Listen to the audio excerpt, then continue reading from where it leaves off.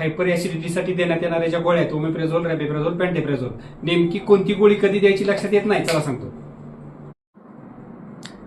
तर हायपर ऍसिडिटीच्या ह्या ज्या गोळ्या आहेत ओमेप्रेझोल, रॅबिप्रेझोल, पॅन्टेप्रेझोल, ह्या कधी कुणाला कशा द्यायच्या हे प्रत्येक पेशंटवर आणि वेगवेगळ्या कंडिशनवर अवलंबून आहे. ओमेप्रेझोल हे आपल्याला सकाळी उपाशीपोटी द्यायला लागते. जेवणानंतर घेतले तर त्याची इफिकसी जवळजवळ 30% कमी होते. रॅबिप्रेझोल पण आपल्याला जेवणा अगोदर 30 मिनिटे घ्यायला पाहिजे. पॅन्टेप्रेझोल मात्र आपण जेवणा अगोदर किंवा जेवणानंतर घेतले तरी चालते. आता CYP2C19 सारखे जे लिव्हर एन्झाईम्स आहेत त्याच्याबरोबर ओमेप्रेझोलची इंटरॅक्शन जास्त होते.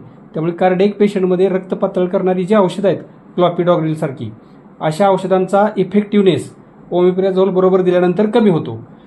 थोडंफार रॅबिप्रेझोल बरोबर पण अशीच कंडिशन आहे.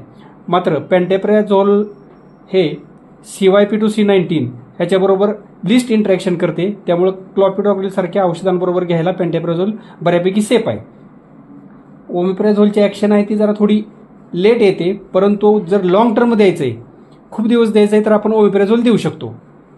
रॅबिप्रेझोल हे त्याच्या रॅपिड आणि फास्ट ॲक्शनसाठी प्रसिद्ध आहे. त्यामुळे हार्टबर्न सारख्या लक्षणात, विशेषतः नाईट हार्टबर्न, यामध्ये तुम्ही रॅबिप्रेझोल वापरू शकता.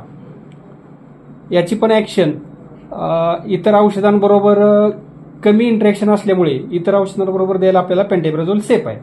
परंतु लक्षात ठेवा, ही तिन्ही औषधे प्रोटॉन पंप इनिबिटर आहेत, म्हणजेच आपल्या स्टमकमधील ॲसिडचे सिक्रेशन कमी करतात.